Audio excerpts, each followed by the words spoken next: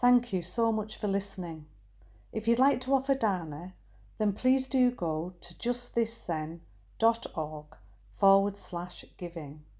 Your support really does make a huge difference. Thank you so much.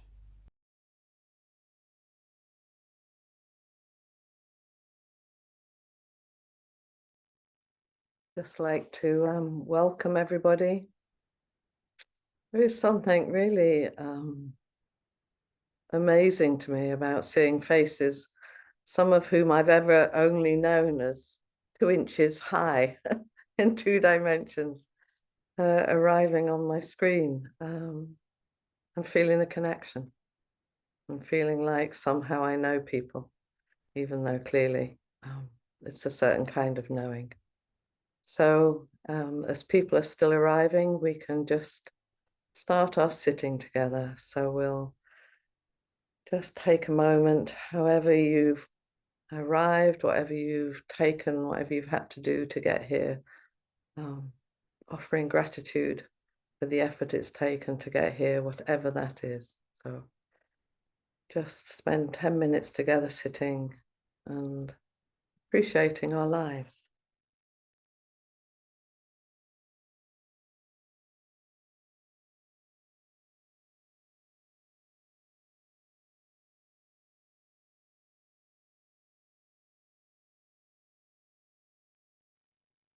Please join me as we say the verse of the robe. Vast is the robe of liberation, a formless field of benefaction. Wearing the universal teaching, I realize the one true nature, thus harmonizing all being. Vast is the robe of liberation, a formless field of benefaction. Wearing the universal robe, I realize the one true nature, thus harmonizing all being. Vast is the robe of liberation, a formless field of benefaction. Wearing the universal robe, I realize the one true nature, thus harmonizing all being.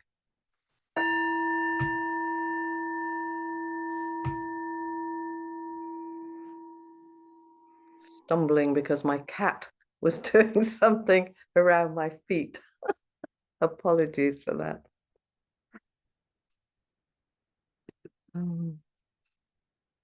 Tonight I wanted to talk about finding courage in difficult and challenging times. And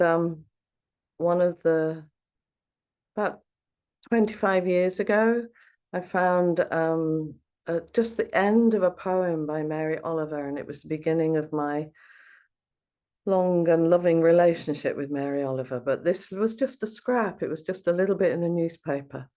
And it's the end of a poem called In Blackwater Woods. The end of it is, to live in this world, you must be able to do 3 things: to love what is mortal, to hold it against your bones, knowing your own life depends on it, and when the time comes to let it go, to let it go.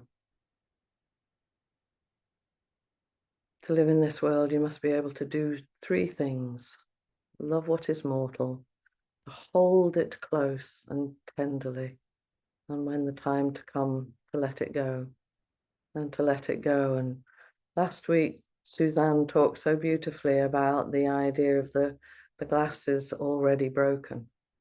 And there's something in that theme for me about how we turn towards something wholeheartedly, let it break our hearts, and then when it's time to let it go, to let it go.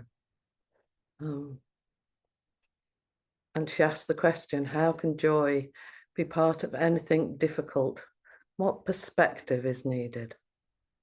And I was thinking about 50 years ago, when I was a very idealistic and naive young woman. And along with a group of my then sort of colleagues, friends, who thought in really similar ways. We sort of thought, and to be honest, not without reason, that life might be about to take a very steep downward turn. There was a lot in the air about nuclear war, about nuclear weapons, and the devastating effect that they would have on us. And in this small group of people that I was with, there was someone who said they were a member of the Guinness dynasty and they had access to lots and lots of money, which we were very pleased to believe at the time. And so we decided we would look for a building to house a sort of commune where we would make our living very sweetly from making leather bags and growing radishes. I don't know quite what we thought we were going to do, but we had these ideas. And we were planning to live on the west coast of Ireland because that was where a lot of people were sort of thinking we may escape the radioactive winds that were about to blow our way. Of course, the member of the Guinness dynasty was never a member of the Guinness dynasty. And once we actually started visiting estate agents and looking at places, they disappeared. And it never happened. And I was really curious about why I was remembering this. And I think it's because 50 years later, although, you know, actually I've lived a full and varied life for 50 years. Disaster for me did not strike. It certainly struck for other people, but I've lived a full life. But it does feel like there are similar winds in the air, similar possibilities of disruption and things, disastrous things happening. And now I no longer have the delusion that an heir of some famous dynasty is going to come and save me with all their money, or that that I'm separate. I don't have the delusion that I'm separate and that there is somewhere that I could hunker down, you know, unchanged and unchallenged until the bleak wind's blown over. I know there is no place to run or no place to hide. Pema Chodron's wonderfully titled book, which is just the title, you know, it is enough to say the wisdom of no escape. The only wisdom is in not escaping. And we all stand in different storms in our lives. And I've been thinking a lot when I'm given the gift, and I'm so grateful to my teachers and having this opportunity to sit with you and to talk. I thought, what is it I want to share when I'm sharing my sense of the Dharma? And it feels like something of what I want to share is having some possibility of being encouraging. And a little bit like Flint said and Suzanne said, it's an odd way of being encouraging. It isn't like it's all going to be fine. Don't worry. It's a different kind of encouragement. And it feels to me that I often think of the word as encouraging. It's like encouraging ourselves. How do we give ourselves courage? How do we hearten ourselves? How do we find enough courage to stand with ourselves and to support others as we turn towards whatever storm is brewing, or already underway for us either personally or globally? There's a lovely English word which is valor, which is I really like. And it's got a kind of grace to it. And it's a quality of mind which enables you to meet danger and trouble without fear. And I think for me, it's finding that place that is not necessarily without fear, but is big enough to encompass fear and heart. There's something about that place that's big enough to hold the fear and not run away. Audre Lorde, who was battling with cancer, a poet and writer and activist, and in her own really indomitable way, she dug really deep, and she found a source of courage to face her life-threatening illness. And she said, and I love this, I'm saving my life by using my life in the service of what must be done. I'm saving my life by using my life in the service of what must be done. She said, I was filled with a sense of self-answering necessity, of commitment as a survival weapon. And the idea that actually, if we can turn and face, if we can see our surviving as actually our offering to whatever world we're in, not the survivalist mentality of dig the deepest bunker that you can and collect all the things that you can, but much more that sense of how do I serve? How do I serve my community? What does that look like? And just recently I was listening to a Palestinian who was talking of their experience of living in Gaza at this moment. And they said, it's no longer each person for themselves. Everybody is helping each other. I don't know if that's true across the entire situation, but that was certainly his experience, that actually what was mattering was supporting each other. Audre Lorde went on to say, survival isn't some theory operating in a vacuum. It's a matter of everyday living and making decisions.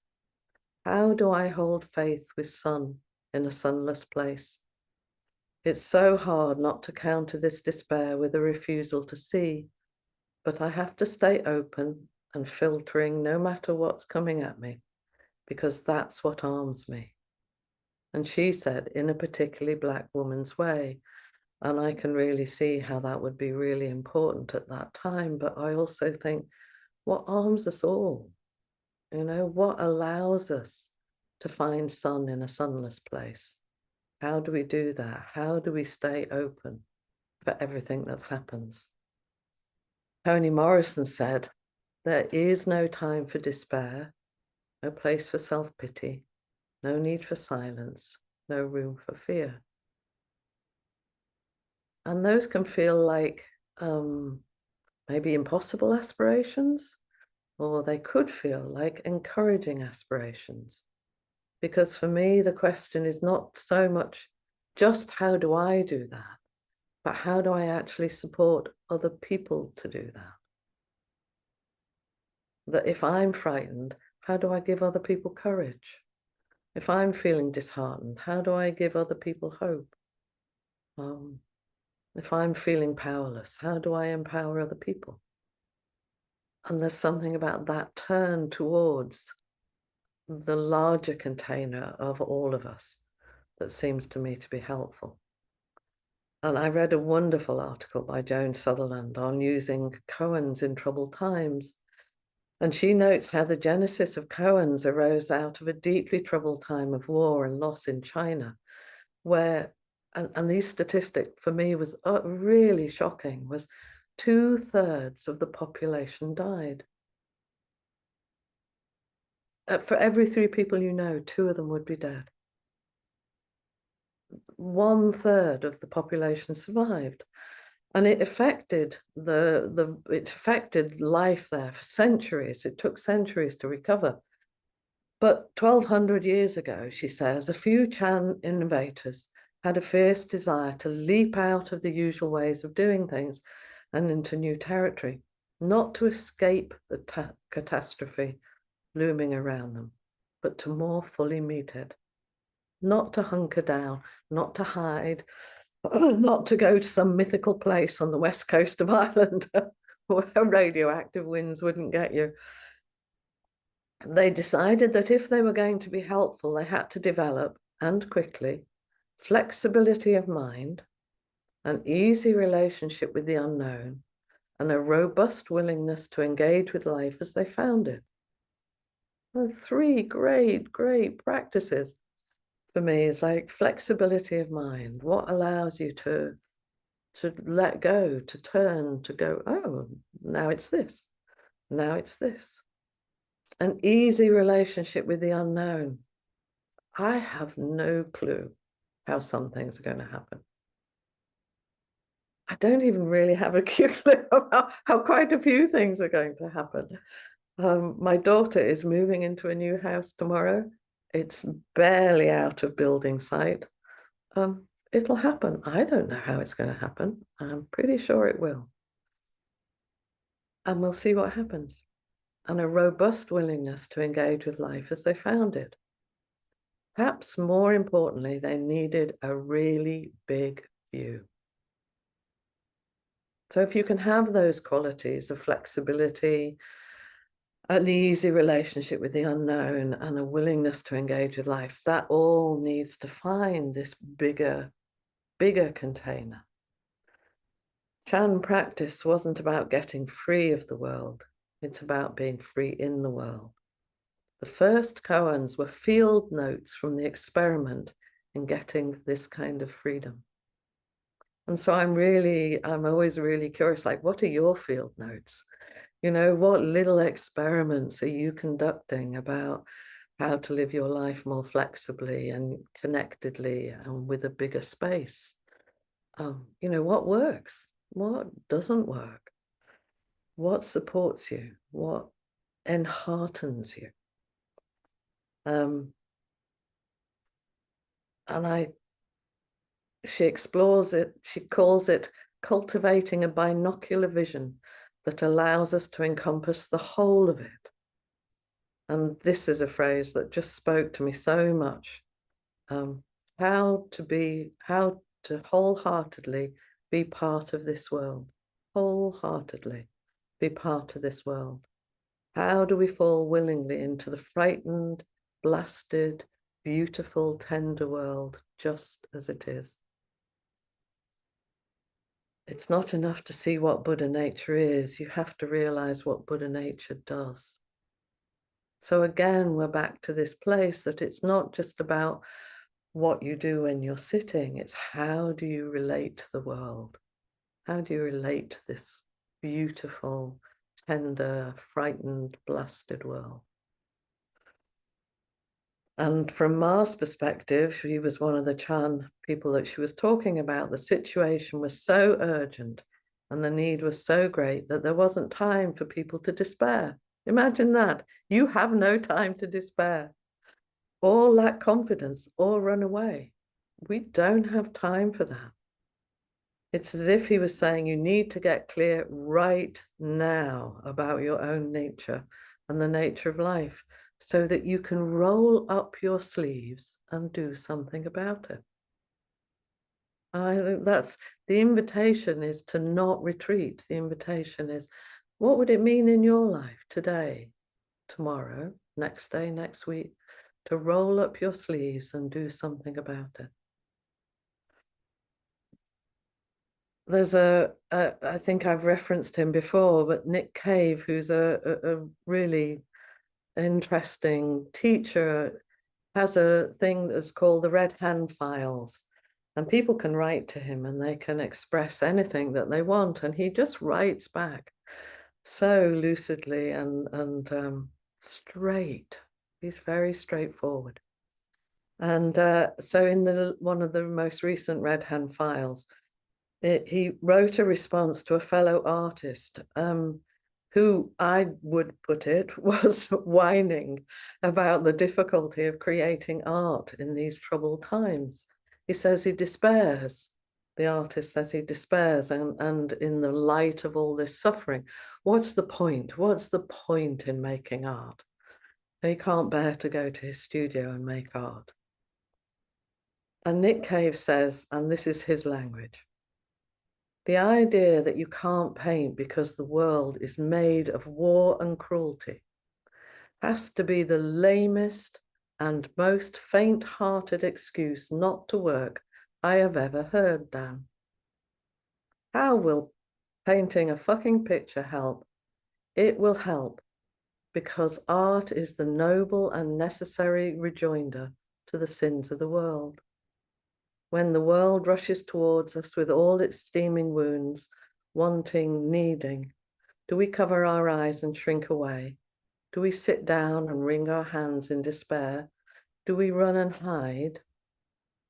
Or do we hasten towards it, like we hasten towards an injured child with our arms outstretched? These are perilous and urgent times. This is not the hour to sit around moaning about the condition of the world, and nor is it the moment to fruitlessly wait for inspiration to find us. It's time to get to work, to reach up and tear the divine idea from the heavenly cradle and proffer it to the world. Create, create, create like your life depends on it, because of course it does. And he's talking about art, and I think I would see this so much about practice, practice, practice, practice. Turn your heart wholeheartedly towards liberation, towards your own freedom and the freedom of others. So practice, my dear ones, practice like yours and the world's hearts need your courage and connection, your efforts to be awake, to stay awake, and just do whatever you can, rolling up our sleeves to become present to everything and believe everything you do matters, because it does. Thank you. So if anybody would like to come and share despair, hope, delight, I'd be very pleased to meet with you. Hi, Jill. Hello. I'm still in my coat because I was late in. So Well, thank you for making the effort. Yeah. No, thank you. I mean, I just do feel you've just given me as such a gift, and it does feel like a call to arms, a call to wide outstretched arms. And I think for me, it is, even when I'm rushing and I can't quite make it, to sit down with you and others, and just, even a sentence reminder, then it's okay. Yeah, I remember. I know what I have to do, whatever it is in that small way. And so I feel deeply appreciative and gifted, but also have a confidence that I can carry that on, and just from warm hand to warm hand in its most basic but profound way. And I think it's simple and it's astonishing and it's so complex. And I think what I keep noticing, how easy it is to forget and how wonderful it is to be reminded. And so I do think that reminder that you don't have to be a teacher like you, and it's really trusting your wisdom, and actually you must do it. Yeah. It's all of our responsibilities. It's not just your responsibility and the teacher's responsibilities. It's your leadership and guidance, which then means we need to take that leadership and guidance into the world. And to be responsible, for our, I was really struck by that confidence thing. Is like, I can offer enough. Yes, and I am enough. I am enough, not to be caught in that endless trance of unworthiness that really kind of stops us wholeheartedly offering. Is like, whatever you've got, it's enough. Yeah. And just keep doing that. And my favorite meditation instruction was, for a long time, was sit down and breathe and do that 1,000,000 more times. It's like that. Just come back, come back, come back. And we do that for each other. I need reminding, and I'm reminded of what I already know, which is exactly what you're saying. So thank you. Oh, no, well, thank you. And thank you. And we have Cassie. Hey, Cassie. Hey, Trudy. Nice to see you. Mm. One of my dearest and favorite turns of phrase is the freedom in, not freedom from. And, it does that grounding turn for me every single time I hear it. And each time I experience this like new relationship with it. It's like, oh, that was exactly, the point that was sticky this last weekend, there it is. Yeah. So I just want to, I want to offer thanks to that part of it. And the other one that I was unfamiliar with was, it's not what Buddha nature is, it's what Buddha nature does.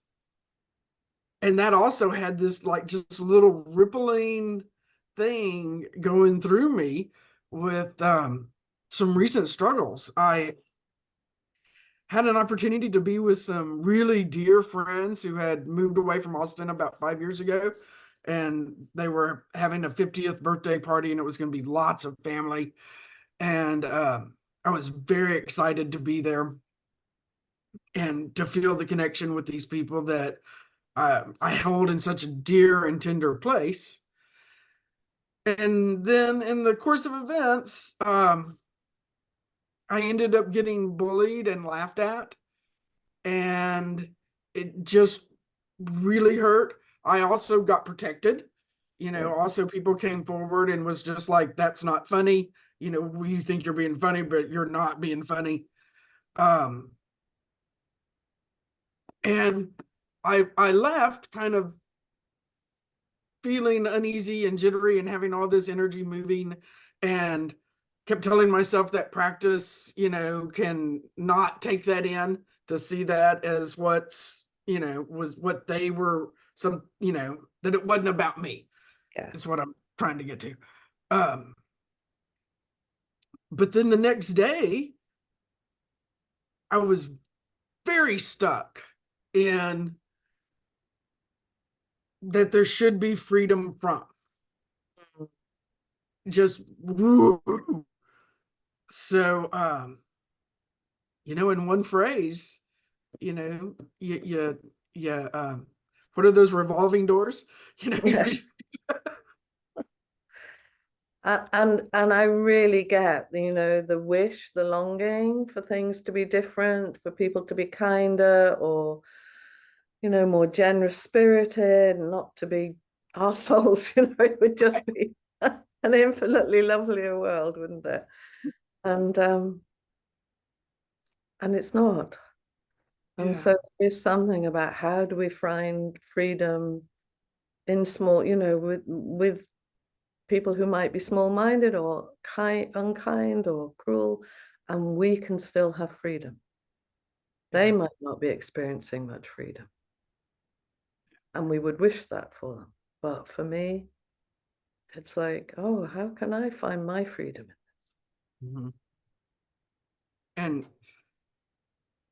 I must not have really chosen my friends wisely at some points in my life, because I think that I did, or that's one of the things that I've noticed with practice overall, is like just my general friendships have changed. Yeah. So something about having that, like I was saying with Jill, having people around us who help us remind us of our Buddha nature, who help us remind us of what our vow is, and noticing that maybe some people don't do that. Yeah. It's time to let it go, to let it go. Right. I was gonna riff off something that Jill had said too, and now I can't think of it. So props to you, Jill, too. Thank you. Thank you. Thank you for meeting me, Trudy, and everybody. And we have Sue and Mike. Hello, everybody. Hi. Hi, Mike. I'm so filled with gratitude from your opening remarks, and there's so much to say so many parts. I gave myself the gift of not taking notes, and it seemed to penetrate. And I have to say publicly, Cassie, I love you so much. I it's funny the how people change, and I'm going through something similar with a dear friend, a very dear friend, who likes to think that he pokes people to see how their strength of character is. And sometimes the poke is like hurtful. Yeah. And but more to the point of what I really intended to share was how much I related to the beauty of the calling of myself to myself. And recently I have been experiencing an ability, and I say recently because everything seems temporary and I never count on it being there all the time. But I've been able to be with myself. A friend of mine encourages me to watch my thoughts. And then with that, my words and then my actions. And it's more than just a base instruction. It's more like I've been catching myself feeling something arise in my chest. And then my mind says, wow, what's going on? And then I can relax and go, I don't want to do that. I don't want to be that person. I want to be, but and the resultant wasn't like my good boy saying, well done, Mike. It was more my self-gift of having experiences where I can feel it work, I can feel the relief, I can feel the gentle change. I don't depend on it as being permanent because I can be a jerk in about 3 seconds, giving me a dance. But one thing I'll finish with is I absolutely loved the way you brought in valor as a gentle way of summoning me to myself to face. And then to once faced, stop and let things be, as opposed to face it and then ruminate and repeat and stay stuck in something. And that's something that we've been going through recently with some of our family members. And it's been a beautiful way to sort of guidance to change my mental habits, to change the physical habits. There's a phrase that's similar to the freedom from and freedom to, which is act my way into different thinking. Yeah. And sometimes I catch myself doing that, but mostly thank you so much for such a beautiful lead. Well, really I was really appreciating what you were saying, because I was thinking, you know, you've got a real sense of the difference between like good boy Mike and wisdom Mike, you know, and it's like you're finding freedom in being Mike, not freedom from being Mike. Yeah, thank you. Well said. And that's just lovely. Thank you. No, thank you. Thank you, everybody. I want to put in here, you get double. Oh, great.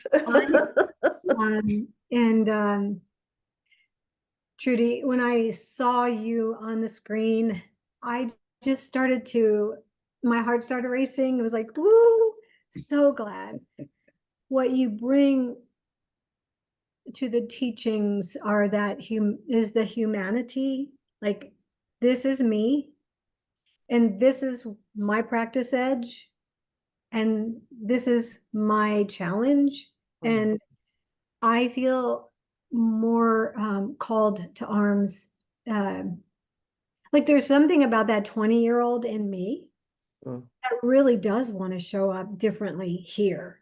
And that energy of like, not fighting, but being a part of change, being willing to do whatever I can do in my little ways. And one of my little ways is to put signs outside in my front yard that are kind of like, I don't want to call them political, but yeah, maybe a little political. And speaking from a different place inside me, though, of, you know, I have to be brave and stand for what I believe. And there's a lot of reasons for that. And I looked at Mike when you were talking and I said, we have to go vote. You know, it starts sometimes simply. Yeah. And sometimes it's an inside job before I can really practice that outside living that I need to really practice more. So thank you. Thank Oh, you. you're really welcome. And just any way we find, the way I think of it for myself is to stand behind myself. You know, I'm going to have my own back here. You know, I'm going to, these are the vows I've taken. These are the things I trust. And of course I can be misguided and stupid. That's going to happen. But I have a huge, as we all do, a huge amount of wisdom to lean into when we're going off on a wrong tangent.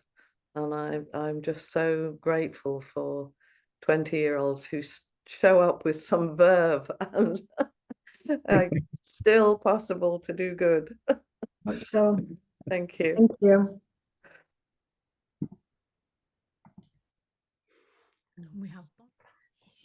We have Jan.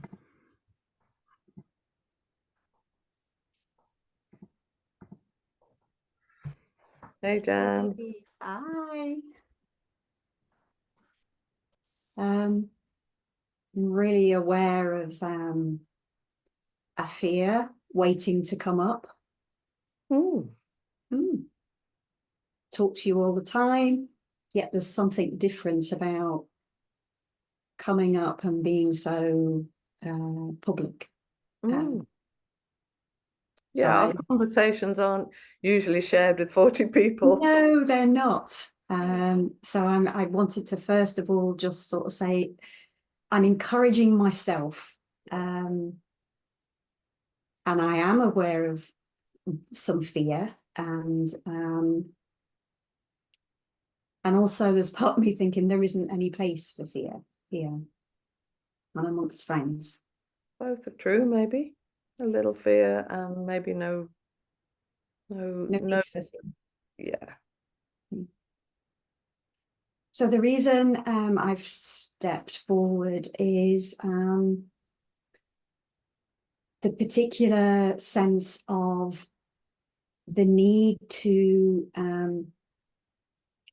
turn towards difficult situations with courage.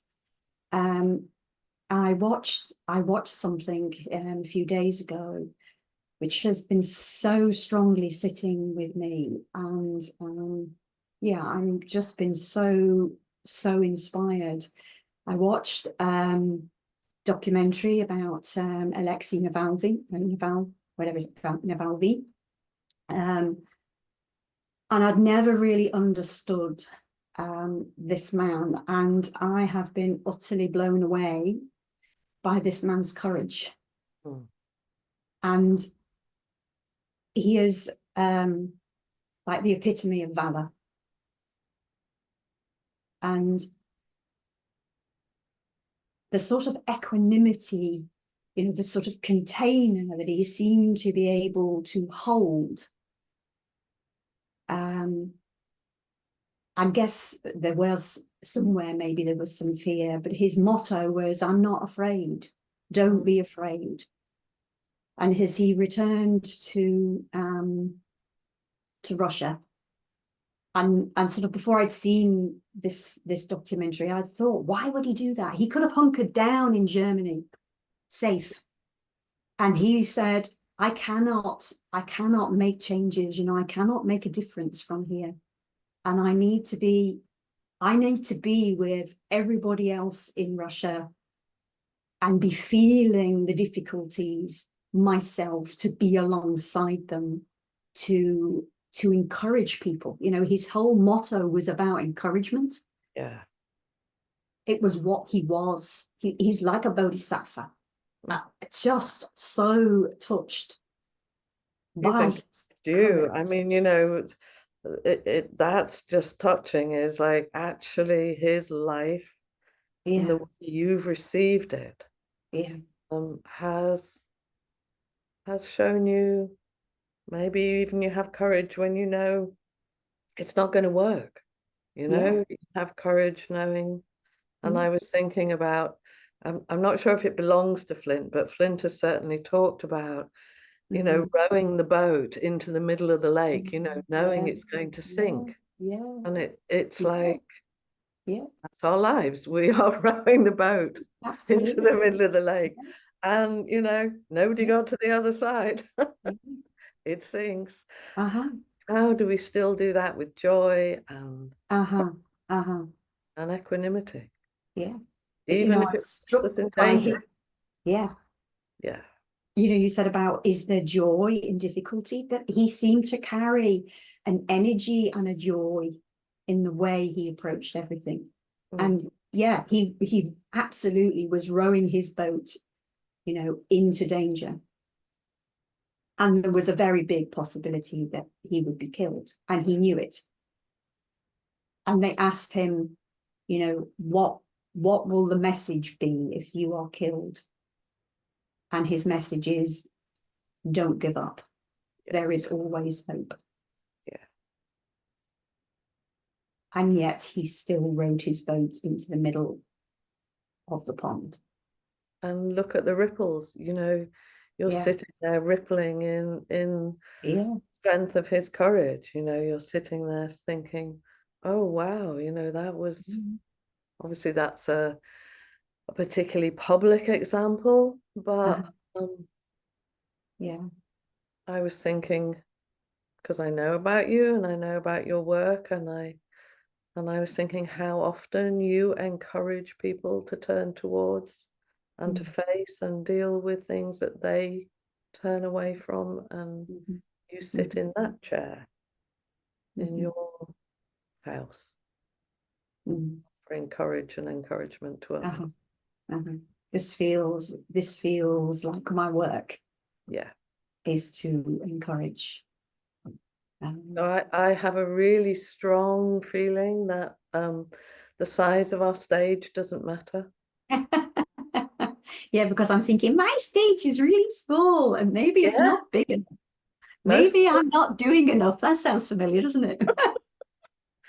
What I think we all have, real fear about, our little stage. But I think, provincial theatre is as wonderful as the West End or Broadway. It's like, here's our little stage. Let's put on the best play we can. Let's do the best we can. And there might be one person in the audience who takes something away. Yeah. And that's I'm just thinking, he died. Whether you could say he died in vain, I have no clue, but I can see someone sitting in England who never met him has been encouraged. Absolutely. Inspired, encouraged. Yeah. What a marvelous thing. Thank you. What a gift. What a gift to me. Yeah. And so may all our lives be gifts to each other. Yeah. May we gift our own lives to ourselves and make them gifts to each other. Yeah. Oh. Thank you, Trudy. You're all gift in my life. And you in mine. Thank you. We have Maria next. Thank you. Just lower my hand. Hi, yeah, I was your whole thing that you're offering was just making me think, about the container that we have. Or that, when I was younger, I had like a yes, and then I remember getting a shield around me that just said no to everything. And then I think through Hakomi and the practice and yourself, it's like the yeses began to happen. But then it's kind of like we build up this container and we get a wider view, but then it's malleable. It moves, and it's like, so you're doing something one week and like I can feel really confident, and then another time I can be terrified. And it's like there's always managing the malleability, the moving of like my view, am I being flexible, am I in big mind, that moving from small mind to big mind, to it constantly moves. And what's the problem? Well, it's like, you know, it's like thing we do this practice, don't we? We think, oh, we're gonna get into this place and we're gonna stay there, and it doesn't Do we happen. think that? Delusions are inexhaustible. Yeah, and it's kind of like working with all of that, isn't it? It's like trusting it, and just kind of really, but checking in. It's like I'm always checking in, where am I coming from? And then quite often I can be terrified to do something, and then I just have to think wholehearted, Maria, just arrive whole-hearted and Best see you where can. it lands. Yeah. Best you can. And one of the, because I think life is that, you know, life isn't endlessly anything, you know, and there are little sea creatures, and I'm not sure if they're sea urchins or something, and they kind of throw their tentacles out into the water, and then they pull them back in, and then they throw them out and they pull them back in. And I just think, if you have some idea of a perfected Maria that's endlessly open, well, That'd be nice. good luck with that. But it's like that thing, isn't it? It's kind of, for me, it's kind of it's how we hold that, you know. And those times when we're open and it's fine, and then those times it's not, and it's that finding those ways to hold you, because you can't say no to the world. Sometimes you're committed and you have to do this thing, or whatever it is you're doing. Also ask for help and support. It's like that. Yeah, got to work on that one. You do not have to do this on your own, and in fact, like everybody, you can't do it on your own. And that's what really helps, isn't it? It's like, I remember Flint showing me all the Buddhas behind him. That picture, I don't know if you've seen it, there's a picture and all that, you're not on your own. And Never. I think that's what I have to keep.